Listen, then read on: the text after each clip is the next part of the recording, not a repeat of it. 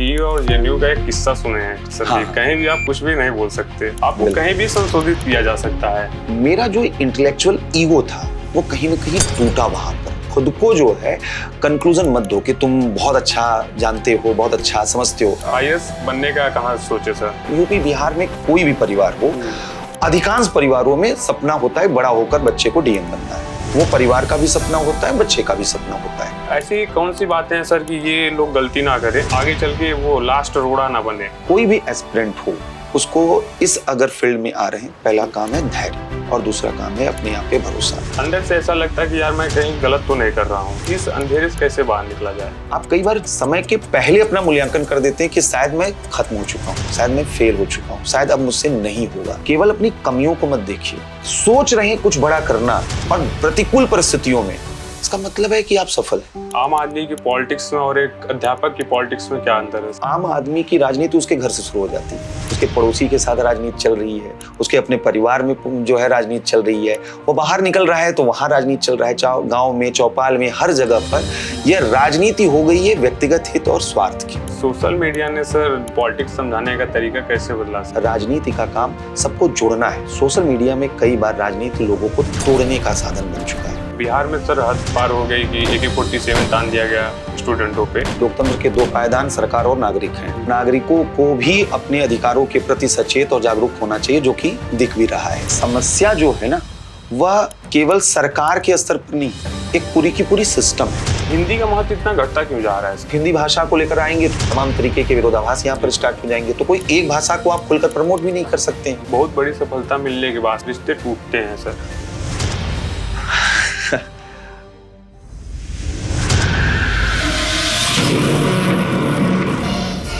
जिंदगी में दो तरह के लोग होते हैं, एक वे जो आकर माहौल बदल लेते हैं, दूसरे वे जो सही समय और मौके का इंतजार करते हैं। लेकिन सवाल यह है कि आप किस कैटेगरी के हैं। अगर आप भी जीवन में कुछ बड़ा करना चाहते हैं और वही गलतियां दोहराते दोहराते थक गए हैं, तो यह एपिसोड आपके लिए है। अगर चल रहे हैं तो रुक जाइए, सो रहे हैं तो उड़ जाइए, क्योंकि आज जो हमारे साथ है वो लाखों बच्चों का जीवन बदल दिए हैं और बदलने वाले हैं। Welcome the Vineet Anurag sir. Thank you so much. आइए सर के मुँह जुबानी सर का कहानी सुनते हैं और यह कहानी आपकी सच में जिंदगी बदल देगी। पहले तो आप सभी लोगों का बहुत बहुत धन्यवाद, और सबसे ज़्यादा तो सिद्धार्थ का, क्योंकि इनका पूरा टीम जिस तरीके से जो लोग, जो बच्चे हैं जो अपने सपनों को लेकर आगे बढ़ रहे हैं, उन लोगों को निःशुल्क ये लोग पढ़ा रहे हैं, ज़रूरतमंदों की मदद कर रहे हैं, न जाने कितने लोगों को ये भोजन खिला रहे हैं, और हर तरीके का जो सामाजिक योगदान इन लोगों के द्वारा दिया जा सकता है, ये इस पीढ़ी को लेकर आशा और विश्वास को और मजबूत करता है। तो पहले तो धन्यवाद सिद्धार्थ आपका कि आपने यहाँ पर, आपकी टीम ने हमें बुलाया है। आइए सर की मुँह जुबानी सर की कहानी सुनते हैं। और सबसे पहले सर का बचपन कैसे बीता सर? आपका बचपन कैसे बीता सर? क्या हम लोग के साथ शेयर कर सकते हैं? हाँ, सबका बचपन जैसा रहता है वैसा ही मेरा बचपन रहा। जौनपुर जिला, जिसको सिराज हिंद कहा जाता है, वहाँ के एक गाँव में मेरा जो है बचपना गुजरा है। बहुत ही यादगार, बहुत खूबसूरत पल रहा, और बहुत अच्छा परिवार, बहुत अच्छे माँ बाप, बहुत अच्छा संस्कार, उन सारी चीज़ों से। शुरुआती दौर में चूँकि मेरे पिताजी हिंदी लिटरेचर से PhD उन्होंने किया हुआ है इलाहाबाद यूनिवर्सिटी से, तो उनकी बहुत सी किताबें वगैरह वहाँ पे रहा करती थी, और मुझे बचपन से ही, बहुत बचपने में ही उन किताबों को पढ़ने का शौक हो गया था। और मैं सही मायने में कहूँ तो मेरा वैचारिक यात्रा वहीं से स्टार्ट होता है, जब मैं अपने एकेडमिक किताबों को पढ़ने के बजाय क्लास 6, 7, 8 में गोदान पढ़ रहा हूँ, रंगभूमि, कर्मभूमि, शेखर एक जीवनी, इस तरीके की किताबें पढ़ रहा हूँ। हिंदी भवन, जहाँ पर मैं डिबेट कंपटीशन में भाग लेता था, वहाँ से बहुत सी किताबें मिलती थी, वान तुर्गनेव की या टॉलस्टॉय की। तो इन किताबों ने और उस पूरे परिवेश ने एक व्यक्तित्व में एक अलग तरीके का सोच, एक अलग तरीके का चिंतन तो निश्चित रूप से प्रेरित किया मुझे। तो सर आपके कॉलेज लाइफ कैसे बीता सर? कॉलेज लाइफ की बात ये कहा जाए तो कि मैं एक्स्ट्रा करिकुलर एक्टिविटीज़ में बहुत भाग लेता था। पढ़ने में मैं अपने को बहुत मेधावी तो नहीं कह सकता हूँ, लेकिन हाँ कि मैं बहुत सी चीज़ों में पार्टिसिपेट करता था, कल्चरल एक्टिविटीज़ में, प्ले में। मैं जो है डिबेट, एक्सटेम्पोर जो स्पीच होते हैं या क्विज कंपटीशन होते हैं, इन सब चीज़ों में पार्टिसिपेट करता था। अपने कॉलेज टाइम में भी TD कॉलेज में मेरी पढ़ाई लिखाई हुई, और वहाँ पर बहुत से प्रोग्राम हम लोगों ने किए। फ्रेशर पार्टी स्टार्ट हुई, फेयरवेल पार्टी स्टार्ट हुई, और इस तरीके के बहुत से एक्टिविटीज़ से धीरे धीरे वहाँ वहाँ से चीज़ें आगे बढ़ी। बाद में मुझे मेरे बड़े भाई का जेएनयू में जब सिलेक्शन हुआ, उन्होंने इंटरनेशनल रिलेशन में एमए वहाँ पर किया, तो मुझे वहाँ भी जाने का मौका मिला। फिर मैंने खुद डीयू से कैंपस लॉ सेंटर से एलएलबी किया। तो एक बड़ा अलग अलग तरीके का कल्चरल सोशल बैकग्राउंड जो है वो एक्सपोजर वहाँ पर मिला, और उन चीज़ों ने काफ़ी कुछ चीज़ें जो हैं व्यक्तित्व में वो जोड़ा है, शामिल किया। सर डीयू का जेएनयू का, सर डीयू और जेएनयू का एक किस्सा सुने हैं सर। हाँ। कहीं भी आप कुछ भी नहीं बोल सकते, अगर चाय की दुकान में है फिर भी, और गली गुप्चा में घूम रहे हैं फिर भी आपको कहीं भी संशोधित किया जा सकता है। तो इसका क्या, कहाँ तक ये किस्सा सही है? अब मैं अपने से जोड़कर इसको अगर बताऊं सिद्धार्थ, तो जेएनयू में जब मैं पहुंचा था तो मैं ग्रेजुएशन मेरा जो है सेकंड ईयर चल रहा था। मेरे बड़े भाई का चूंकि हो गया था तो मैं जेएनयू इस वजह से गया था, उनसे मिलने के लिए गया हुआ था। तब तक मैं बहुत से डिबेट कंपटीशन में भाग लेता था और अखबारों में अक्सर मेरा नाम आया करता था कि जौनपुर जिले के विनीत ने यहाँ पर ये इनाम जीता, यहाँ ये इनाम जीता।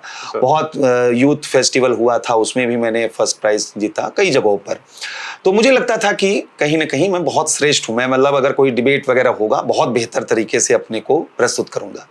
लेकिन जब मैं जेएनयू में पहुंचा तो बड़ा वास्ट बैकग्राउंड के वहाँ पे लोग थे। नो डाउट मैं उनसे उम्र में बहुत छोटा था उस वक्त, तो उनकी इंटेलेक्चुअल मैच्योरिटी तो नो डाउट मुझसे ज़्यादा थी, लेकिन फिर भी मेरा जो इंटेलेक्चुअल ईगो था वो कहीं ना कहीं टूटा वहाँ पर।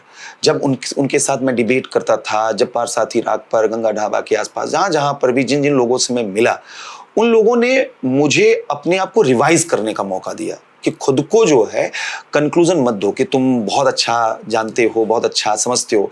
मैंने तब जो है ट्रुथ को या सच को, वह सच मानना पहले तो बंद किया कि मैं जो सोच रहा हूं और मैं जो यकीन कर रहा हूं वही सच है। मैंने कहा नहीं, सच जो है जब तक बहुत से आइडियाज कन्फ्लिक्ट्स नहीं करते हैं और कुछ नया निकल के नहीं आता है तब तक कंक्लूजन नहीं ड्रा करना चाहिए।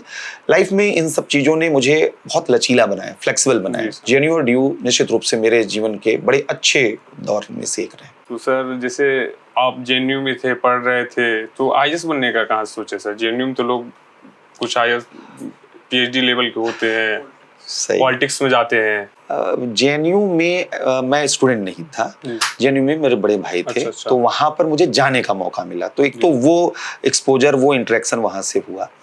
दिल्ली यूनिवर्सिटी में मैं जब सिविल सर्विसेज के अटेम्प्ट देना स्टार्ट कर दिया था और शुरुआती अटेम्प्ट्स जब मैंने दिए और मेरा प्रीलिम्स मेंस इंटरव्यू भी हुआ और लेकिन सिलेक्शन, फाइनल सिलेक्शन नहीं हुआ, तो फिर मैंने डीयू से लॉ करना स्टार्ट किया हुआ था। लेकिन अगर मैं बहुत ईमानदारी से बोलूँ तो मतलब मेरे परिवार में, मेरे घर में तो ये माहौल पहले से ही था कि हाँ, यूपी बिहार में कोई भी परिवार हो, अधिकांश परिवारों में सपना होता है बड़ा होकर बच्चे को डीएम बनना है। वो परिवार का भी सपना होता है, बच्चे का भी सपना होता है।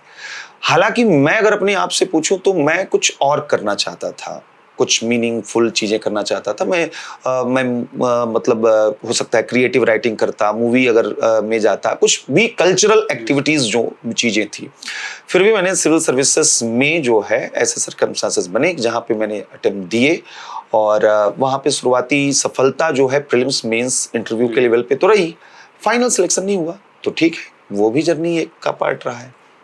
तो सर जैसे कि इंटरव्यू से आप लौटे तो फिर और अटेम्प्ट दिए होंगे सर?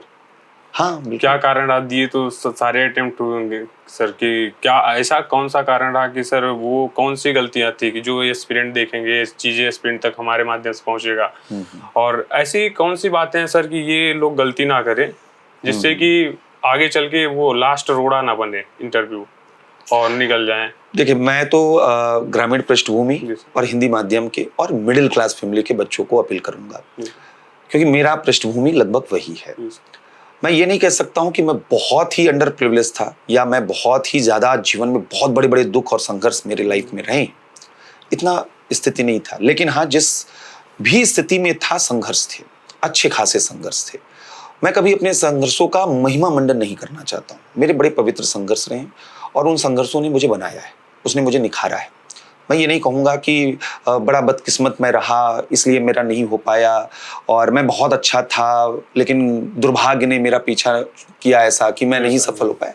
मैं ऐसा नहीं बोल सकता हूँ, इसलिए क्योंकि हमेशा जो है जब आप किसी अच्छे उद्देश्य से प्रयास करते हैं तो कई गलतियां भी आपसे होती हैं, और उन गलतियों को अगर आप सही नहीं कर पाते हैं तो कहीं ना कहीं रिजल्ट आपके हिसाब से नहीं होता है। जैसे कि सर एक एस्पिरेंट से और एक टीचर बनने की कहानी क्या हुई सर, कहाँ से आई? जब मैंने शुरुआती दौर में अटेम्प्ट्स वगैरह दिए तो वहाँ पर मैंने जैसा कहा कि अगर आपके लाइफ में शुरुआती दौर में सफलता तत्काल नहीं मिलती है और आप कई जिम्मेदारियां आपके ऊपर रहती हैं तो आप भटकना स्टार्ट करते हैं। कई बार आप जो है अपने अंदर ही कमज़ोर होना शुरू करते। तो पहला जो आपका इसके पहले वाला प्रश्न था उसका एक छोटा सा जवाब मैं फिर से दे दूं कि कोई भी एस्पिरेंट हो उसको इस अगर फील्ड में आ रहे हैं, पहला काम है धैर्य और दूसरा काम है अपने आप पे भरोसा। वक्त कब आपके अनुसार बन जाएगा ये आपको नहीं मालूम है, लेकिन अगर वक्त के पहले अपनी सफलता और असफलता के बारे में निष्कर्ष आपने निकाल लिया तो एक ऐसी निराशा के दलदल में आप फंसते जाएंगे कि आने वाले समय में जो भी आप पढ़ाई कर रहे हैं, अटेम्प्ट दे रहे हैं, आप और उलझते जाएंगे और ज़्यादा वहाँ पर आप अपने मकसद से, अपने मंजिल से दूर होते जाएंगे। तो पहली चीज़ तो ये है कि किसी भी तरीके के ट्रैप्ड में मत फंसिए और इंतजार कीजिए अपने वक्त का। हाँ, अपने प्रति ईमानदार रहिए। दूसरा, जैसा आपका सवाल रहा कि कहाँ से ये सफर स्टार्ट हुआ एज अ टीचर, जो है कैसे स्टार्ट हुआ। स्वाभाविक बात है कि शुरुआती दौर में जब मैं दिल्ली पहुंचता हूं तो ऐसी स्थितियां बनती हैं कि जहां पर मुझे अपनी रिस्पॉन्सिबिलिटी, फैमिली रिस्पॉन्सिबिलिटी भी और इंडिविजुअल रिस्पॉन्सिबिलिटी भी, तो मुझे काम करना पड़ा। मैं जब पहला अटेम्प्ट दे रहा था तो मैं जॉब कर रहा था और वहाँ पर जो है जॉब करते हुए मुझे तैयारी करनी थी। तो मेरे पास एक लंबा टाइम जो है मेरा काम पर जाता था। जब मैं प्रीलिम्स दे रहा होता था, जब मैं मेंस दे रहा होता था, हालांकि उसने मुझे निखारा भी, उसने मुझे बेहतर भी किया है, ये मैं बोलूँगा। लेकिन जब मैं लगातार अटेम्प्ट्स नहीं मतलब सफल हो रहे थे तो मेरे लिए अब एक अगला सवाल था कैरियर का कि अब आखिर विकल्प क्या है। सिविल सर्विसेज के अटेम्प्ट जब खत्म हुए आईएएस के तो मैंने ये सोच लिया था कि मुझे पीसीएस एग्ज़ाम नहीं देना है और मुझे अब ये लगना स्टार्ट हो गया था कि मैं बहुत से बच्चों के लिए एक अच्छा गाइडेंस प्रोवाइड कर सकता हूँ। और उसकी वजह ये थी कि मैंने अपनी लाइफ में एक चीज़ सीखी थी कि मैं अपनी असफलताओं को अच्छे तरीके से ऑब्जर्व करता था, सीखता था। मुझे मालूम था कि मैं क्यों बेहतर नहीं कर पा रहा हूँ या कैसे किसी चीज़ को बेहतर किया जा सकता है। तो उन बच्चों को मैं कहीं ना कहीं फील कर पा रहा था जो मेरी पृष्ठभूमि से आए थे और मैं नहीं चाहता था कि वो वही गलती करें जो किसी समय में मैंने किया हुआ था। तो ये एक जिद कहिए, एक कैरियर की ज़रूरत कहिए, आर्थिक ज़रूरत, जो भी इसको बोलिए, या मेरा कैरियर शौक दोनों बनता गया और मैं इधर आ गया। तो सर जैसे कि हम पता चला सर कि आज से 6-7 साल पहले आनंद भैया थे जो कि अभी पीसीएस अधिकारी हो गए हैं, आपको वादा किए थे कि आपको आपके जन्मदिन पे वो सिलेक्शन देंगे गिफ्ट। भैया का सिलेक्शन हुआ आपका जन्मदिन से कुछ ही दिन पहले। हाँ। तो आपको उस समय कैसा लगा सर?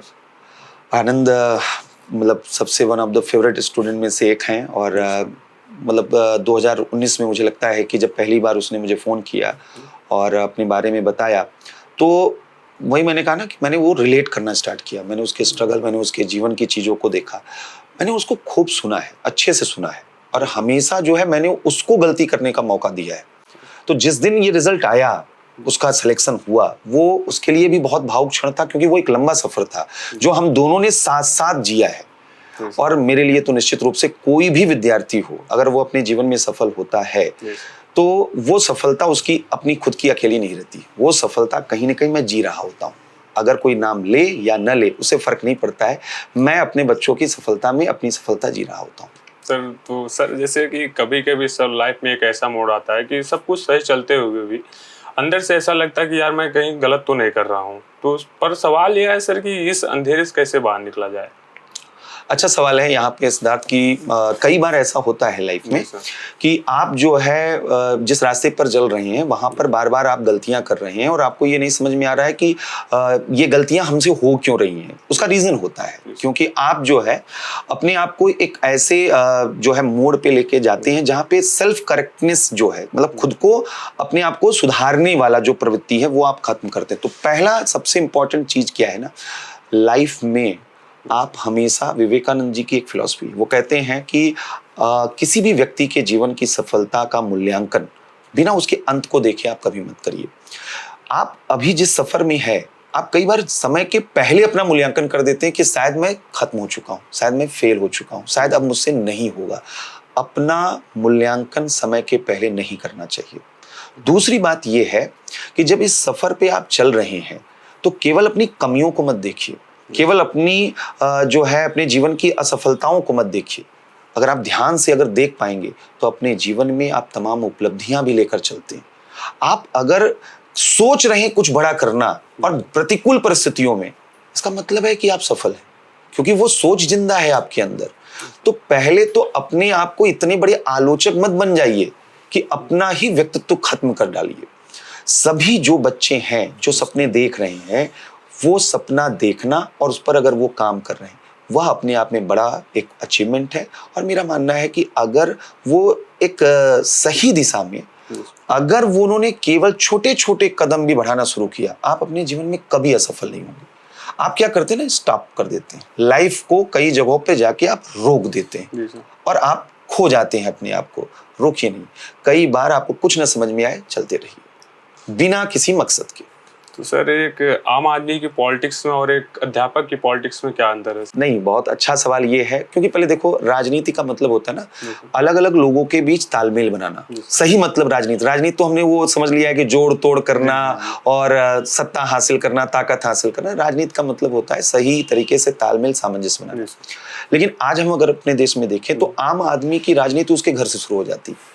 हर व्यक्ति के अपने कुछ हित हैं, अपने स्वार्थ हैं, उनको पूरा करना चाहता है और उसी को वो राजनीति कह देता है।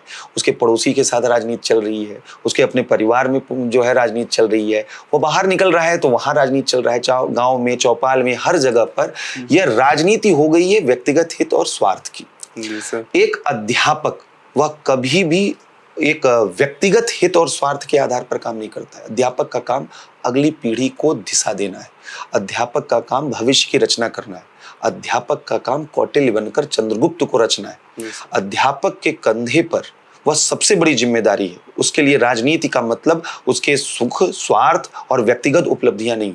उसके लिए राजनीति का मतलब लोकनीति से, उसका मतलब है कि आपका एक बड़ा उद्देश्य और दृष्टिकोण होना चाहिए, इस समाज को आपको कुछ बेहतर योगदान देना है। सर, जैसे कि न्यू लिसनर हैं सर हमारे पास अभी, जैसे कि हम लोग ये नया चैनल ही स्टार्ट किए हैं, तो न्यू लिसनर सर पॉलिटिक्स समझाने के लिए एक लाइन में क्या संदेश देंगे? देखो, राजनीति को कहा जाता है, जो आप लोग सुनते हैं समझते हैं कि गंदी है, इसमें जोड़ तोड़ की राजनीति होती है, लेकिन सही मायने में राजनीति का मतलब विरोधी हितों के बीच में सामंजस्य स्थापित करना। राजनीति विवादों के शांतिपूर्ण समाधान की एक प्रक्रिया है, कैसे विवादों को हम समाधान करते हैं। तो राजनीति जो है वह हम सबको जोड़ने वाली विधा होनी चाहिए, ये राजनीति है। सोशल मीडिया ने सर पॉलिटिक्स समझाने का तरीका कैसे बदला सर? सोशल मीडिया ने बहुत कुछ बदल दिया है। आज जो है हमारा समाज बहुत लोकतांत्रिकरण हुआ है। आज राजनीति केवल संसद, वहां बैठे हुए नेता और सरकारें नहीं रह गई हैं। सोशल मीडिया ने लोकतंत्र को संसद की चार दीवारी से बाहर निकालकर सोशल मीडिया पे बिठा दिया है। आज हमारे लिए राजनीति में जो सोशल मीडिया है, उसने हमें अपनी बातों को रखने का, हमें सरकार के कामों के मूल्यांकन करने का, अपने अधिकारों की मांग करने का, इन चीजों को जो एक पब्लिक फोरम उसने दिया है, जो एक नागरिक चेतना, एक राजनीतिक बुद्धि का विकास किया है हमारे देश में, यह अपने आप में अप्रतिम है। लेकिन इसके बावजूद सोशल मीडिया की अपनी कुछ कमियां हैं। अगर सोशल मीडिया वह आपके लिए एक स्टूडेंट की तरीके से, तब तो बहुत अच्छी है। लेकिन अगर वो शिक्षक बनने का काम कर दिया आपके लिए, यानी आप सोशल मीडिया से पढ़ पढ़ के आप अपना ज्ञान बना रहे हैं, तो कई बार वो आपके अंदर हिंसक, आपके अंदर घृणास्पद जो है राजनीति भी लेकर आती है। जाति, धार्मिक पहचान को बढ़ावा देने वाली राजनीति, फेक न्यूज, इन सब वजहों से कई बार आप प्रतिक्रियावादी होते जाते हैं। और हमने बताया राजनीति का काम सबको जोड़ना है। सोशल मीडिया में कई बार राजनीति लोगों को तोड़ने का साधन बन चुका है। समस्या इस बात की है। तो जैसे सर कि अभी पेपर नीट एग्जाम के लिए हर जगह मूवमेंट हो रहे थे, जंतर मंतर हुआ, प्रयागराज में हुआ, बिहार में हुआ। अब बिहार में सर हद पार हो गई कि AK-47 तान दिया गया स्टूडेंटों पे। हालांकि उसकी प्रतिक्रिया भी प्रशासन की तरफ से उस कांस्टेबल के ऊपर की गई, बट सर सरकार ये बात मान क्यों नहीं लेती कि अगर वो बच्चों की बात मानती है तो सरकार हारेगी नहीं, बल्कि उससे लोकतंत्र जीत जाएगा? सर देखो, सही तरीका तो यही है लोकतंत्र में कि लोकतंत्र के दो पायदान सरकार और नागरिक हैं, और नागरिकों को भी अपने अधिकारों के प्रति सचेत और जागरूक होना चाहिए, जो कि दिख भी रहा है। लेकिन हमें ये समझना होगा कि समस्या जो है ना, वह केवल सरकार के स्तर पर नहीं है, एक पूरी की पूरी सिस्टम है, ऊपर से नीचे तक। अगर उस व्यवस्था में, मतलब अभी अगर कोई बोले कि क्या सरकार जो है, सरकार को जवाबदेह होना चाहिए, बिल्कुल होना चाहिए। क्या वहां पर सरकार को बड़ा दिल दिखाना चाहिए? बिल्कुल। सरकार को संवाद करना चाहिए, विद्यार्थियों से जाना चाहिए, समझना चाहिए आखिर कहां क्यों दिक्कत आ रही। लेकिन यह समस्या का समाधान ऐसे नहीं होगा। व्यवस्था में सरकार भी है, शिक्षण संस्थान भी है, आम आदमी भी है। एक जो भ्रष्टाचार का एक संस्कृति हमारे समाज में वो विकसित होता गया है, ऊपर से लेकर नीचे तक, अगर उसको हमने उस चेन को नहीं रोका तो हम एक किसी मंत्री को हटा देंगे और हमें लगेगा कि हाँ, तात्कालिक रूप में उपलब्धि है, चलिए ये भी सही। लेकिन इससे अगर हमको ये लग रहा है कि व्यवस्था बदल जाने वाली है, तो व्यवस्था बदलने के लिए इस तरीके का जो मुहिम है वह माइक्रो लेवल पे शुरू करना होगा। आम सभी जनता, हमें और आपको, वह इन सब चीजों से बचना होगा। हम नहीं करें, अगर पेपर लीक हो रहा है तो हम उसका विरोध कर रहे हैं, हमको अगर कभी इस तरीके का मौका मिल रहा है गलत करने का, हम उसका विरोध करें, हम ना इन सब चीजों में शामिल हो। तो हमें बड़े स्तर पर काम करना होगा। तो सर, क्या किसी देश का संविधान वहाँ के लोगों का स्वाभिमान का आईना बन पाए कि केवल यह वकीलों की एक भाषा रह गया सर? देखो, ऐसा है कि संविधान को अमूमन लोग समझ लेते हैं कुछ लिखी हुई चीजें, कुछ कानून, कुछ नियम, कुछ कायदे, संस्थाएं, ये सब संविधान केवल जो है किताब नहीं है, कोई दस्तावेज नहीं है। संविधान जो है वो एक अनुबंध है सरकार और नागरिक के बीच में, एक सोशल कॉन्ट्रैक्ट है। इसलिए संविधान को जब आप स्टैटिक रूप में देखते हैं, किताब के रूप में देखते हैं, तब आपको वह संविधान वह ठहरा हुआ दिखाई देगा। लेकिन असल में तो वो देश ज्यादा बेहतर होते हैं जहां पर संविधान गतिशील होता है। फॉर एग्जाम्पल, हम अगर अपने देश की बात करें, हम बड़े सौभाग्यशाली हैं। हमारे संविधान में समय समय पर बदलाव होते रहते हैं, न्यायपालिका अलग अलग व्याख्या करती रहती है, समाज में अलग अलग प्रतिक्रियाएं होती हैं, सरकारों को बदलने के लिए मजबूर किया जाता है। तो अगर हम ये कहें कि हमारा संविधान केवल वकीलों की भाषा है, या जो है केवल संविधान जो है लीगल कॉन्टेक्स्ट में है, तो ऐसा नहीं है। हमारा जो संविधान है उसने हमारे समाज को बदला भी है। हमारा जो संविधान है उसने हमें एक साझी पहचान निर्मित की। आज जो भी जैसा भी उपलब्धि 80 सालों में हमने अर्जित किया है इतने विरोधाभासी देश में, निश्चित रूप से हमारा संविधान हमारा स्वाभिमान है। तो मैं ये कह सकता हूं कि मैं अपने देश के संविधान को अपने स्वाभिमान का प्रतीक मानता हूं। अगर सर आपको मान लीजिए कि अगले 5 साल के लिए प्रधानमंत्री बना दिया जाए, तो आप क्या बदलाव करना चाहेंगे सर?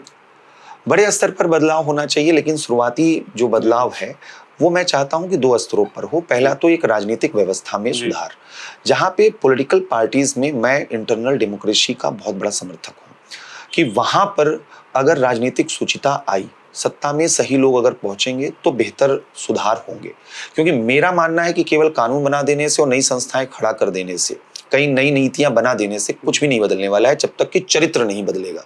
और दूसरा, नागरिक संस्कृति। इसके लिए मुझे काम करना होगा परिवार और शिक्षण संस्थान। मेरे लिए 2 सबसे महत्वपूर्ण है।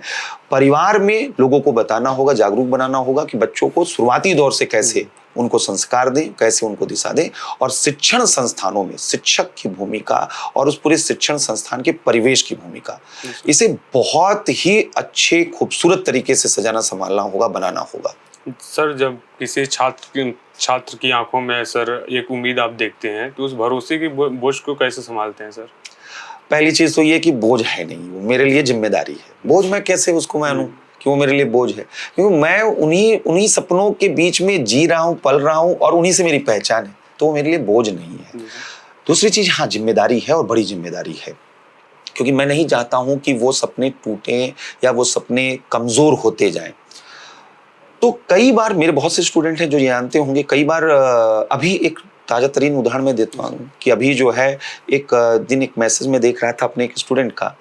बहुत दिनों से वो मुझसे संपर्क नहीं किया था, पीसीएस का इंटरव्यू दिया, कई जगहों पे इंटरव्यू वगैरह दिया हुआ था। तो मैंने उसको मैसेज किया कि कहाँ हो, क्या चल रहा है तुम्हारा। और बड़ा भावुक हुआ। उसने बोला कि सर, आपका मैसेज जब आया तो मैं एकदम शॉक्ड रहा, और मुझे बड़ा अलग तरीके का फील आया कि कोई कम से कम मुझे देखने वाला है। मुझे लगता है कि मेरी जिम्मेदारी बस इतनी है कि यह एहसास मैं अपने स्टूडेंट्स को दे सकूं कि तुम अकेले नहीं हो, तुम्हारी समस्याओं में तुम्हारे रणनीति बनाने में, तुम्हारे सफलता में अगर मैं कहीं किसी भी तरीके का मदद कर सकूं तो मैं वहां पे आपके साथ खड़ा रहूंगा। और अच्छा मुझे लगता है कि जब बहुत से ऐसे स्टूडेंट की लाइफ में थोड़ा भी अगर मैं सकारात्मक परिवर्तन कर पाता हूं तो मैं अपने जीवन को अर्थपूर्ण समझता हूं। तो सर जैसे कि किसी भी एस्पिरेंट को सर मान लीजिए कि अभी तक जो किए अगर आज से सर एक अच्छा रूटीन आप बता सके सर, जो कि आप खुद देख फॉलो किए थे और फर्स्ट अटेम्प्ट में इंटरव्यू तक गए थे, अगर वो चीज़ हम लोग के साथ शेयर करते हैं तो शायद कि लाखों छात्रों का जीवन सफल हो सकता है। तो मान लीजिए सर मुझे अल्ट्रा सक्सेस बनना है या फिर किसी भी एस्पिरेंट को, तो एक मॉर्निंग रूटीन कैसा होना चाहिए सर? देखिए, पहली चीज तो ये समझिए कि ये जो एग्जाम है ना, ये व्यक्तित्व प्रबंधन का एग्जाम है। आपकी पर्सनैलिटी कैसे आप मैनेज करते हो, इसमें केवल पढ़ने लिखने का काम नहीं होता है सिविल सेवा में। यहाँ पे आपका शारीरिक फिजिकल फिटनेस कैसा है और मेंटल फिटनेस कैसा है, ये बहुत मायने रखता है। इसलिए अनुशासित जीवन क्या सफलता का मंत्र है 110%। इसलिए आपको अपने जीवन का एक प्रबंधन सीखना होगा, जहां पर सुबह की दिनचर्या स्पष्ट हो। आप सुबह उठ रहे हैं, आप वहां पर ब्रेकफास्ट कर रहे हैं, अच्छा नाश्ता कर रहे हैं, आप जो है एक्सरसाइज कर रहे हैं या मेडिटेशन कर रहे हैं, सबके अलग अलग चॉइसेस हैं। और उसके बाद आप पढ़ना स्टार्ट कर रहे हैं। पढ़ने के दौरान आपको ये ध्यान रखना होगा कि समय समय पर अपना ब्रेक भी लेते रहिए और कंसिस्टेंसी हो। पढ़ाई के बीच में किसी तरीके का कोई व्यवधान नहीं आना चाहिए। वो जब ब्रेक ले रहे हैं तभी वो व्यवधान होना चाहिए, उसके पहले वहां पे नहीं होना चाहिए। दूसरी चीज ये है कि आप हमेशा, मैं तो सजेस्ट करता हूं अपने स्टूडेंट्स को कि आप एक काम ये कर सकते हैं कि रात में सोते वक्त एक डायरी आप लिखना स्टार्ट कीजिए कि दिन भर में आपने क्या क्या किया है और अगले दिन जो है आपका क्या लक्ष्य है, क्या आपका टास्क है। क्योंकि टास्क ओरिएंटेशन, रैंडम पढ़ाई आपको एनार्कियल बनाती है। मतलब आप छितर बितर जाएगा, सब चीजें स्कैटर्ड होंगी। लेकिन अगर आप सिस्टमैटिक और ऑर्गेनाइज तरीके से पढ़ते हैं, जैसे आपने टास्क दिया कि अगले 10 दिनों में मुझे ये करना है, अगले 20 दिनों में मुझे ये करना है, तो जब आप टास्क देते हैं तो आप अपना मूल्यांकन भी कर पाते हैं। और जब आप रैंडम कभी कुछ पढ़ रहे हैं कभी कुछ पढ़ रहे हैं तो आप उसमें उलझते जाते हैं। तो सुबह से शाम का फिक्स रूटीन मैं नहीं कहूंगा कि आप 8 से 9 ये पढ़ेंगे, 9 से 9:30 ये पढ़ेंगे, 9:30 से 10, ये नहीं। आप स्लॉट बनाइए, सुबह उठिए, थोड़ा सा फिजिकल एक्सरसाइज कीजिए, मेंटल एक्सरसाइज कीजिए और उसके बाद फिर आप पढ़ने बैठिए पहले से डिसाइडेड टास्क के अकॉर्डिंग, और वहां पर जो है स्लॉट वाइज जो है अपना तैयारी वहां पर करिए। तो सर जैसे कि बहुत बड़ी सफलता मिलने के बाद सर या सफलता मिलने से पहले रिश्ते टूटते हैं सर। हाँ, बिल्कुल। तो सर आपके लाइफ में कोई ऐसा किस्सा है जो हम लोग के साथ शेयर कर दे? देखो भाई, ये मैं तो ये कहूंगा कि हर इंसान के जीवन में इस तरीके के दौर आते हैं कि आपको ये लगता है कि आप चीटेड हुए। हो सकता है मैं किसी का नाम लूं कि मेरे साथ भी ऐसा वाकया हुआ। हो सकता है कि जो सामने वाला था वो ये सोच के बैठा हो कि उसने नहीं, मैंने उसको धोखा दिया है। ये भी तो हो सकता है। मैं अपने को ही क्यों सही मान लूं कि मुझे ही सब लोगों ने धोखा दिया है। हो सकता है जीवन में मैंने भी कई लोगों को धोखा दिया होगा। तो इसलिए मैं इस सवाल को केवल इतना कहूंगा कि कई बार हमारे अपने व्यक्तिगत रिश्ते गलतफहमियों के शिकार हो जाते हैं। दोष नहीं देना चाहिए, स्वागत करना चाहिए। अगर आपको कोई क्षति पहुंचा रहा है, अगर आपको कोई कमजोर बना रहा है, अगर कोई आपको नीचा दिखा रहा है, कोई आपके हौसलों को, आपके विचारों को चुनौती दे रहा है, तो निश्चित रूप से आप दूरी बना सकते हैं, बनाना भी चाहिए, वो आपका हक है। लेकिन गलतफहमियों को हमेशा अपने दिल में बनाए रखना और प्रतिशोध की भावना, रिवेंज की भावना, ये इंसानी फितरत नहीं है। इससे मैं बचता रहा हूं और अभी भी बचता हूं। सर आपके मुताबिक लोग का सबसे बड़ा बोझ वो क्या है जो चलते फिरते लोग महसूस करते रहते हैं? मतलब आप ये कहना चाहते हैं कि सबसे बड़ा डर क्या है? जी सर। क्या बर्डन लेकर चल रहे हैं? जी। देखिए, लाइफ में हर इंसान क्या चाहता है? एक मीनिंगफुल लाइफ, अर्थपूर्ण जीवन हो, उद्देश्यपूर्ण जीवन हो। सबकी परिभाषा अलग हो सकती है। मीनिंगफुलनेस का परिभाषा अलग है। किसी को भौतिक उपलब्धि चाहिए, किसी को शोहरत चाहिए, किसी को बहुत लोगों का नाम सम्मान, सब कुछ चाहिए। लेकिन जो सबसे बड़ा डर इन सब के बीच में रहता है ना, वो है मीनिंगलेस हो जाने का, यानी अर्थहीन, खो जाने का डर, उद्देश्यहीन हो जाने का डर। मैं अगर अपने आप के बारे में बोलूं, मैं चाहता हूं कि मेरा जीवन कुछ सार्थक हो, कुछ उद्देश्यपूर्ण, अर्थपूर्ण, रचनात्मक हो। जिस दिन मुझे डर इस बात का लगता है, वो जिस बात का लगता है, मैं मशीन न बन जाऊं। जी सर। जिस तरीके का जी, जी। अभी माहौल चल रहा है, मैं वो नहीं चाहता हूं कि वो एक रूटीन लाइफ सुबह से उठा और शाम तक मशीन की तरीके से ये काम कर रहा हूं। मैं जब बच्चों के साथ भी रहता हूं, बच्चे स्टूडेंट्स मेरे जितने भी हैं वो जानते होंगे, समझते भी हैं कि मैं उनके साथ उसी तरीके से इन्वॉल्व होता हूं, इंगेज होता हूं। वो कभी भी मुझे बर्डन के रूप में नहीं लगता है। इसीलिए मैं सुबह अगर जाता हूं और शाम को किसी क्लास से फ्री हो रहा हूं, अधिकांश बच्चों का ये सवाल होता है कि आपके अंदर ये एनर्जी कहां से है? क्योंकि वो एनर्जी उनसे मैं पा रहा हूं, उन बच्चों से मैं पा रहा हूं। तो मैं मशीन बनकर जो है अपना जीवन व्यतीत नहीं करना चाहता हूं। ये डर था, है और रहता, और यही मुझे इंसान बनाए रखने का प्रेरणा भी देता है। तो सर जैसे कि हम लोगों को देखते हैं सर कि एक गरीब की मेहनत सर उसके पेट की आग बुझा देती है सर, पर एक अमीर की दौलत उसे सुकून क्यों नहीं दे पाती सर? देखो, ऐसा है कि पेट की भूख की एक सीमा है। जी सर। हमने कुछ खाना खाया, हमारा पेट शांत हो गया। जी सर। लेकिन ये जो पैसे का भूख है ना, ये तो है ही नहीं ना, ये तो कृत्रिम बनाया हमने जी सर। कि हमको और पैसा चाहिए, ये पैसा, ये एंडलेस है। इतनी इच्छा, इतनी तृष्णा जीवन में, इतना सब कुछ पाने का। पहली चीज ये। दूसरा क्या है ना कि आप पैसा पाते जाते हैं, आप बहुत मतलब अमीर होते जाते हैं, लेकिन आप जो चाहते हैं वो आपको मिल नहीं रहा है। तो आपको कई बार एक भ्रम हो जाता है कि और अधिक पैसा और अधिक खुशी आपको लेकर आएगा। फिर आप फॉल्स ईगो अपना पालना शुरू कर देते हैं। यानी आप खुश होना शुरू कर देते हैं कि मेरे पास पैसा है, मैं कुछ भी खरीद सकता हूं, मैं दुनिया का सब कुछ हूं। यानी भगवान आप एक तरीके से अपने को मान लेते हैं। ये जो अमीर लोग हैं, इनका जीवन कई बार, अगर वो अच्छे काम नहीं कर रहे, कई बार इनका जीवन बड़ा खोखला होता है और ये बहुत ही भटके हुए लोग हैं। मैं गरीबी का ग्लैमराइजेशन नहीं कर रहा हूँ। मतलब ये नहीं मैं कहूंगा कि नहीं गरीबी जो है वो ऐसा है वैसा है कि गरीब लोग बड़े खुश होते हैं। बड़ी लाचारगी होती है, बड़ी बेबसी होती है उस जीवन में। लेकिन अमीरों का जीवन भी, अगर किसी को ये लग रहा है कि वो बहुत बेहतरीन जीवन है, ऐसे नहीं होता है। जीवन जो मांग करता है हमसे ना, वो जो खुशियां, जो संतुष्टि, जो साझापन, हमारा देश तो उत्सव धर्मी रहा है ना। हम सब मिलजुल कर आगे बढ़ने वाले लोग रहे हैं, हम समय का सदुपयोग करने वाले लोग रहे हैं। तो एक तरफ आप अमीर बन रहे हैं, दूसरी तरफ समय आपके हाथ से निकल रहा है, ना आपके रिश्ते हैं, ना आपके लोग आपके साथ हैं, ना वो ठहराव आपके जीवन में है।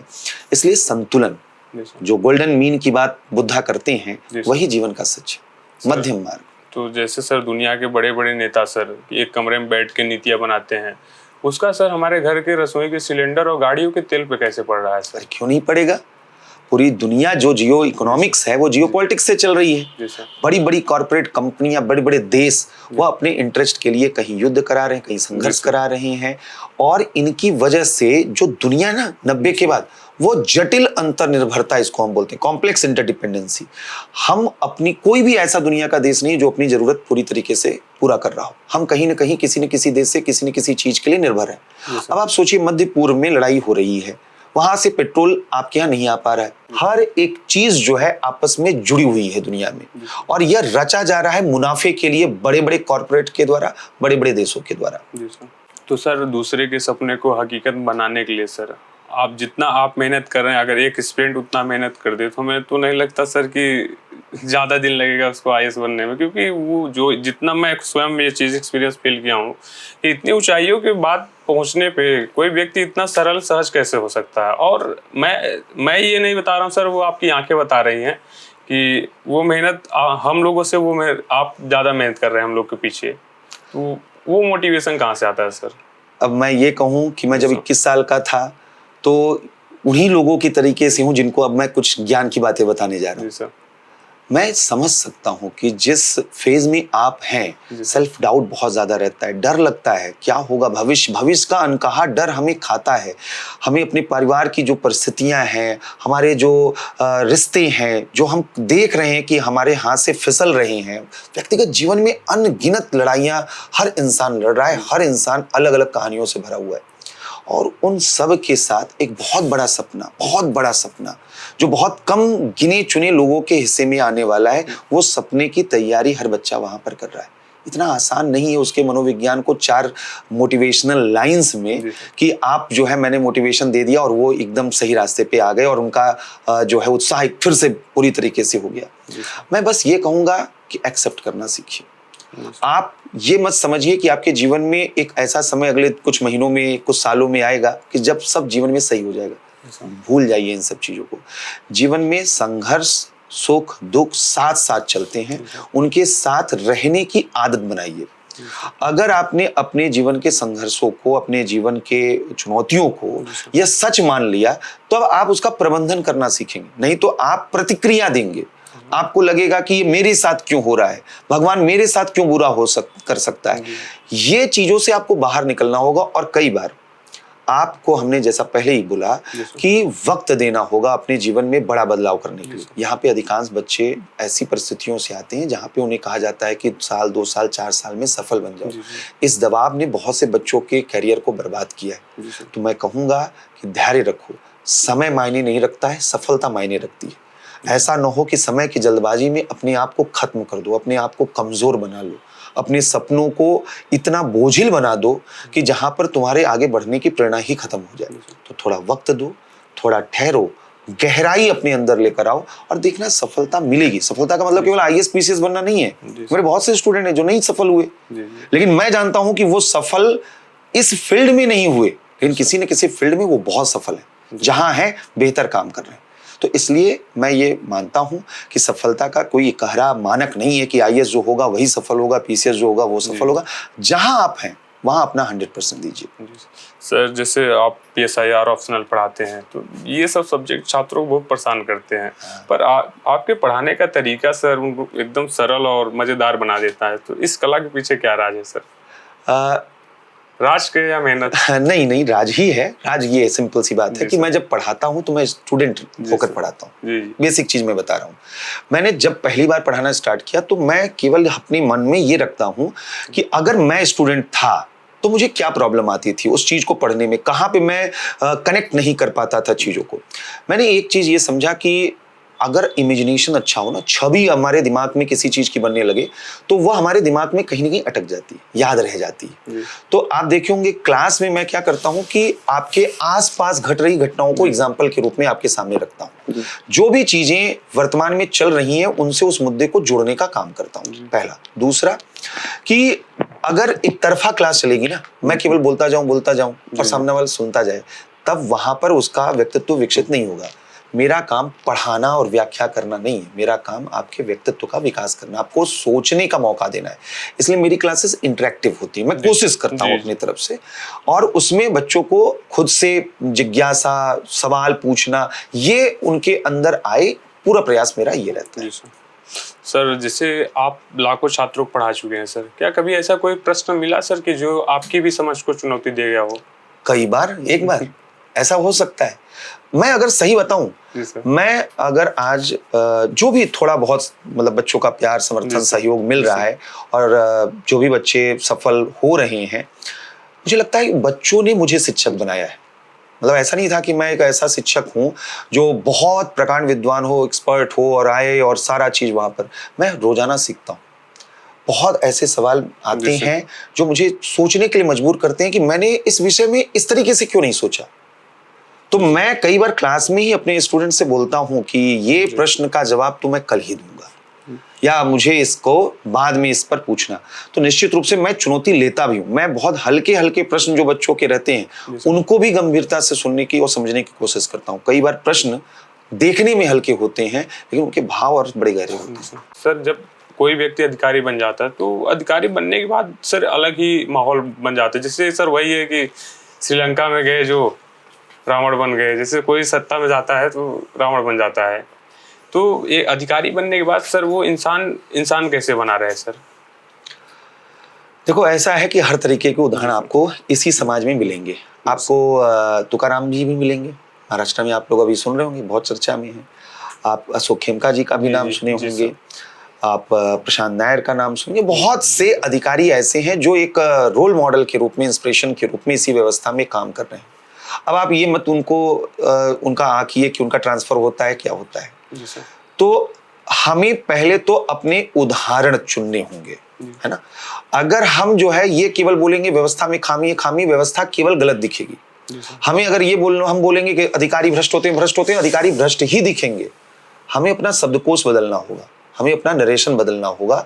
हमें पहले अपने समाज में, अपने आसपास हर जगह ये बोलना होगा कि ईमानदार लोग वह अच्छा जीवन जीते हैं। अच्छा जीवन जी सकते हैं। हमने क्या किया है, हमने ईमानदारी को कमजोरी और भ्रष्टाचार को एक सफलता का मानक बना दिया है।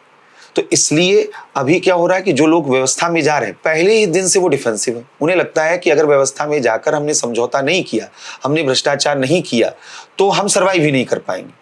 ये डर इसी समाज ने पैदा किया है। और मैं ये बता रहा हूं कि ऐसे तमाम अधिकारी हैं जो बहुत अच्छा काम कर रहे हैं, हमें उन्हें पहचानने की जरूरत है। और मैं तो आपसे कहूंगा कि आप अपने पॉडकास्ट में या अपने वीडियोस में ऐसे अधिकारियों को लेकर आइए या ऐसे अधिकारियों के बारे में अपने ऑडियंस को बताइए। जी सर, निरंतर ये जर्नी चलती हाँ, नहीं, निश्चित रूप से होनी चाहिए। सर, जैसे कि ग्रामीण क्षेत्र के बच्चों में ऐसा कौन सा हुनर होना चाहिए कि उन्हें लाइफ में अल्ट्रा सक्सेस बन जाए? बहुत सी चीजें होनी चाहिए। आपको लाइफ स्किल सीखना पड़ेगा। जी सर। लाइफ स्किल का मतलब ये है कि आपको सरवाइव कैसे करना है। जी सर। आपको अपने अंदर अपने व्यक्तित्व में पहले तो आत्मविश्वास लाना होगा। आपको सोशल जो है, जो स्किल है, समाज से कैसे जुड़ना है, कैसे अपने आप को वहाँ सबके सामने रखना है। सेल्फ अवेयरनेस सबसे इम्पोर्टेंट है कि अपने बारे में जानकारी हो और अपने आप का प्रबंधन, सेल्फ मैनेजमेंट जिसको हम कहते हैं। तो गांव का जो बच्चा है, पहले तो वो अपनी भ्रांति दूर करके जाए कि कोई व्यक्ति जो है वह आगे बढ़ रहा है क्योंकि वो बहुत प्रिविलेज क्लास से नहीं। आपकी बुद्धि, आपकी जो प्रतिभा है वो ऑब्जर्वेशन की मांग करती है। वो आप संपन्न परिवार में है, गरीब परिवार में, इससे मुद्दा नहीं है। आप जब चीजों को देख रहे हैं तो आपका देखने का नजरिया कैसा है। तो अपना ऑब्जर्वेशन बेहतर करिए, चीजों को समझिए और एक बेहतर पॉजिटिव फिलॉसफी आप अपने लाइफ को लेकर चलिए कि जीवन में हर कोई आगे बढ़ता है, हर किसी को अवसर मिलता है। अपने आप पे भरोसा रखना है, आगे बढ़ते रहना है। सर, जैसे कि आपको सर क्या लगता है कि इंडिया सबसे बड़ी गलती क्या कर रहा है? जैसे सर जियो पॉलिटिक्स हो गया, जियो इकोनॉमी हो गया, जिसका असर अभी हम लोग देख भी रहे हैं, गैस हो गया। 2-3 चीजें हैं। जी सर। किसी भी देश का जो सोशल इंफ्रास्ट्रक्चर होता है ना, वो उसकी रीढ़ होती है, सब कुछ होता है। जी सर। हमने फिजिकल इंफ्रास्ट्रक्चर पे खूब काम करना स्टार्ट किया, सोशल इंफ्रास्ट्रक्चर पूरी तरह निग्लेक्टेड है। हमारे यहाँ शिक्षा और स्वास्थ्य, सामाजिक और संरचना के 2 हथियार। शिक्षा जो है वो आपके यहाँ पे प्रतिस्पर्धा को बढ़ावा देगा, प्रतिभाएं आएंगी तो आप अलग अलग क्षेत्रों में बेहतर कर पाएंगे। स्वास्थ्य होगा तो आपकी क्षमता बढ़ेगी, आपकी वर्क प्रोडक्टिविटी बढ़ेगी। प्रॉब्लम है कि ये दोनों निग्लेक्टेड एरिया है। तीसरी चीज, अगर किसी भी देश में इनोवेशन नहीं होगा, आज की दुनिया में वो पीछे रह जाएगा। आज की दुनिया टेक्नोलॉजी ओरिएंटेड दुनिया है और इनोवेशन के लिए चाहिए R&D, रिसर्च एंड डेवलपमेंट। दुर्भाग्य है कि हमारे देश में जो अभी $17 बिलियन का जो R&D पे खर्च किया जा रहा है, दक्षिण कोरिया जैसा देश $90 बिलियन का खर्च कर रहा है। अमेरिका और चीन जैसे देश हजार बिलियन डॉलर के नजदीक पहुंच रहे हैं और हम अभी यहाँ पर $50 बिलियन का भी नहीं खर्च कर रहे हैं। यानी कि इतना कम रिसर्च डेवलपमेंट पे एक्सपेंडिचर है कि हम कुछ नया क्रिएट, नया सोच ही नहीं पा रहे। एलन मस्क कहने से एलन मस्क नहीं आ जाएगा, मार्क जुकरबर्ग कहने से मार्क जुकरबर्ग नहीं आएगा। हमारे रिसर्च इंस्टीट्यूट जो हैं वो क्या प्रोड्यूस कर रहे हैं? हमने IIT को बना दिया है वो सरकारी नौकरी पाने का साधन। हम उनको जो है लेकर जा रहे हैं बैंकिंग में, मतलब वो जाएं, वो गलत बात नहीं है, लेकिन इन इंस्टीट्यूट्स को हमें जो है रिसर्च ओरिएंटेशन वहां पर देना होगा, इसके लिए फैसिलिटी देनी होगी। ये फैसिलिटीज सरकार अगर नहीं दे पा रही है तो निजी क्षेत्र को देना चाहिए, क्योंकि अधिकांश देशों में R&D पर खर्चा प्राइवेट सेक्टर करता है। लेकिन दुर्भाग्य यहाँ भी है कि हमारे यहाँ प्राइवेट सेक्टर भी पैसे पे पैसा बना रहा है, लेकिन समाज के लिए इन चीजों पे ध्यान नहीं दे रहा है। तो ये चीज। तो सर, जैसे कि आपने बताया कि चीन और जापान हो गए और ये सब R&D खर्चा कर रहे हैं सर, क्या सर चीन और भारत तो 1950 के दशक में सेम इकोनॉमी थे? बिल्कुल। आज के दशक में सर इतनी तेजी से उनकी ऐसी कौन सी पॉलिसी थी कि सर उनको अभी इतना आगे ले गई सर? देखो, ऐसा है कि चीन और भारत दोनों को तुलना होनी नहीं चाहिए। सभी लोग करते हैं, ठीक है, अच्छी बात है, लेकिन चीन का राजनीतिक हालात अलग था, सामाजिक संरचना अलग थी, उसकी भौगोलिक विशेषता अलग है। हमारी भौगोलिक, सामाजिक, राजनीतिक विशेषता, चीन हमसे काफी बड़ा है। चीन के पास बहुत रिसोर्सेस हैं भारत की तुलना में। अगर आप देखेंगे, आप पता लगाएंगे, रेयर अर्थ मिनरल्स में वो काफी लीड वहां पर करता है। ये सब तो उसके साथ पहले दिन से हैं, और जो चीजें आपके पास है वो उनके पास भी है। अगर आपके पास हिंद महासागर है तो पैसिफिक ओशन उनके पास भी है, सारी चीजें उनके पास थी। आबादी आपके पास है तो आबादी उनके पास भी थी। लेकिन आपके यहाँ पे क्या था? हिस्टोरिकल लीगेसी, जो ब्रिटिश कॉलोनी आपको बना के रखा गया था। अनुमान क्या बोला जाता है कि $45 ट्रिलियन भारत का ड्रेन, यानी भारत का वेल्थ, वो ड्रेन हुआ था ब्रिटेन में। तो आपकी इकोनॉमी को तो अंग्रेजों ने पूरी तरह बर्बाद कर दिया था। चीन उस तरीके के उपनिवेशवाद का शिकार नहीं हुआ, पहली चीज। दूसरा, चीन का राजनीतिक संरचना वो हुआ वहां पर साम्यवाद, तो तानाशाही वहां की व्यवस्था है, तो उनके लिए निर्णय लेना बहुत आसान काम है। हमारे यहाँ विविधता ज्यादा है, उनके यहाँ विविधता उन्होंने दबा दिया, खत्म कर दिया। 95% हान कम्युनिटी के लोग, बौद्ध लोगों को दबा दिया, और वहां पर उइगुर मुसलमान जितने भी हैं, चीन ने सबको दबाया, खत्म किया। कोई आजादी, कोई स्वतंत्रता नहीं। हमने स्वतंत्रता समानता दोनों साथ लेकर चले हैं। हमने अपने नागरिकों को तमाम तरीके के अधिकार, तमाम तरीके की स्वतंत्रताएं दी। तो एक बड़ा विरोधाभासी ये देश था भारत। यहाँ अलगाववादी प्रवृत्तियां बहुत सी थी, बाहरी खतरे बहुत ज्यादा थे। यही उपलब्धि है कि यह देश सर्वाइव किया है। यही उपलब्धि है कि अभी भी ये संभावना है कि हम दुनिया में आने वाले समय में विश्वगुरु बनेंगे। ये संभावना अभी भी जिंदा है। ये उपलब्धि है भारत की। सर, हम विश्वगुरु कैसे बनेंगे? जैसे भारत ही में हिंदी बेरोजगार की भाषा कहा जाता है, इंग्लिश रोजगार की भाषा। सवाल यह है कि सर कि क्या हिंदी का महत्व इतना घटता क्यों जा रहा है सर? हाँ बिल्कुल, ये बात सही है, क्योंकि कई बार भाषा जो है ना अर्थ की भाषा हो जाती है। तो अंग्रेजी जो है वो रोजगार की भाषा बन गई है। जैसे चीन आप देखिए, मंदारियन को लोकप्रिय बना रहा है। मंदारियन को लोकप्रिय बना रहा है। अगर आपको चीन में नौकरी चाहिए और मंदारियन अगर आ रही है तो आपको नौकरी मिल जाएगी, आप मंदारियन सीख लेंगे। भारत में प्रॉब्लम ये है कि हमने अभी यही तो तुलना आपसे कर रहे थे कि यहाँ पर इतनी विविधता है कि आप हिंदी भाषा को लेकर आएंगे तो तेलुगु, तमिल, कन्नड़, मराठा, तमाम तरीके के विरोधाभास यहाँ पर स्टार्ट हो जाएंगे। तो कोई एक भाषा को आप खुलकर प्रमोट भी नहीं कर सकते हैं। लेकिन इसके बावजूद मेरा ये कहना है कि यह हमारा आशावाद होना चाहिए कि हम इन 80 सालों में इस देश ने बहुत कुछ झेला, बहुत कुछ देखा है। बहुत कम देश इतना संघर्षों से बाहर निकल कर आते हैं। तो हमने नक्सलवाद देखा है, हमने आतंकवाद देखा है। चीन ने हर चीज नहीं देखी है। हमने यहाँ पर खालिस्तान का आंदोलन देखा है, नागालैंड के अलग होने की मांग हमने देखी है, हमने यहाँ अकाल देखा है। भारत ने क्या नहीं देखा है? और इसके बावजूद हम शुक्रगुजार हैं, ऐसे ऐसे महान विभूतियां समय समय पर आई जिन्होंने इस देश को आगे ले जाने का काम किया। तो विश्वास रखिए कि आज देखकर भारत को कई बार आपको डर लगेगा, आपको अफसोस होगा, आपको निराशा होगी कि हमारा भविष्य क्या है। ऐसा कई बार कई लोगों को लग सकता है। तो मेरा विश्वास ये है कि हमने काफी हद तक बहुत कुछ उपलब्धियां हासिल की है। कई चीजों में हम दुनिया के श्रेष्ठ देशों में से एक अभी भी हैं। और मेरा मानना है कि अब जो नई पीढ़ी आ रही है उस पर मेरा भरोसा है कि धीरे धीरे जो बदलाव इन 80 सालों में अलग अलग सरकारों के समय में अलग अलग व्यवस्थाओं, अलग अलग आंदोलनों के जरिए निर्मित हुआ है, अब उसका असर आने वाले 1-2 दशकों में दिखेगा इस देश में। सर, जैसे देखा जाता है कि एक गुरु और एक शिष्य के बीच में सर केवल किताबी रिश्ता नहीं होता, एक भावात्मक बंधन बन जाता है। तो सर आपके लिए अनुभव कैसा रहा सर? मेरे लिए बहुत ही मतलब ये रोचक मतलब विषय आपने किया, क्योंकि विद्यार्थियों के बीच में ये काफ़ी लोकप्रिय रहा है कि मेरे घर में आते हैं तो मेरी वाइफ जो है वो बच्चों को कभी भी खाली हाथ मतलब बिना खाए पिए नहीं भेजती हैं। अक्सर वहाँ पे कोई भी आता है तो कुछ ना कुछ ऑफर वहाँ पर किया जाता है। तो कई बार आप जब कुछ इस तरीके का काम करते ना तो आपका अगर परिवार भी आपको सपोर्ट कर रहा होता है तो आपके लिए वो चीज़ काफ़ी ज़्यादा जो है आसान हो जाती है। तो जो भी इस तरीके के बच्चे हैं जब वो घर तक आते हैं तो स्वाभाविक बात है कि घर पर आए तो वह फॉर्मल रिश्ता तो नहीं रह जाता है, फिर वो इनफॉर्मल रिश्ता रहता है। कई बार कई बच्चे ऐसे हैं जिनके लाइफ में कुछ भी चल रहा है, जीवन में कुछ समस्याएं चल रही हैं, वो साझा करते हैं। जो मुझसे बन पड़ता है वो सारी चीज़ें मैं करता हूँ, करने का प्रयास करता हूँ। तो निश्चित रूप से बहुत भावनात्मक रिश्ता होता है। सर, जैसे कि माता पिता ने हमें इस दुनिया में सांस लेना सिखाया पर गुरु ने उस सांस का असली अर्थ बताया, तो ऐसे में जीवन का सबसे बड़ा शिल्पकार आप किसे मानते हैं सर? कभी भी इस तरीके की तुलना होनी ही नहीं चाहिए। हमने अपने बचपन में हम सुनते थे कि रफी महान है कि किशोर जी महान है, ये तुलना ही नहीं है।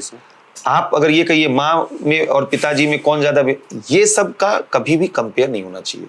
ये अलग अलग भूमिकाएं हैं, अलग अलग जज्बात हैं, अलग अलग रिश्ते हैं। इनको उन्हीं के भाषा, उन्हीं के अर्थ में हमें जगह देनी चाहिए। माँ की जगह माँ है, पिता की जगह पिता और शिक्षा की जगह शिक्षा। हमें इसमें कभी भी ये नहीं करना है कि नंबर 1, 2, 3 कौन है, और मैं तो कभी भी नहीं दे सकता हूँ ये सारी चीजें। तो चलिए साथियों, चलते चलते बस सिर्फ यह कहूँगा कि कर दिखाओ कुछ ऐसा कि दुनिया करना चाहे आप जैसा।